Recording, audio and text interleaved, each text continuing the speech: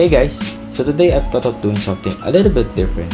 So I've been doing keyboard stuff recently and I thought to myself, why not make it into a series of its own in this channel? I'll show you some keyboard related contents that I think are cool, but this won't make my channel a keyboard only specific channel. So we'll still try to look at other things from time to time, computer related stuff, laptops, keyboards, mouse, if we could get our hands on them. It's just that I have too many keyboard stuff lying around and I thought maybe I could share it with you guys. So I know this isn't the first episode of this series, but this is the first official episode of this series called The Switch Show. So today we'll be checking out the infamous Thicc clicks of the NovelKeys Kailh Box Jades. What's up and welcome to Tech DJ.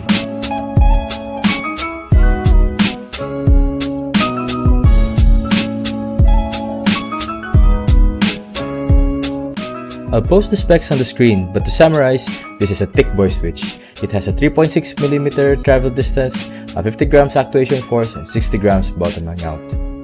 So this switch is a lot of fun, especially if you want to annoy someone in your office or at home. So instead of a click jacket like a typical blues style switch, like the Cherry Blues, this has a click bar.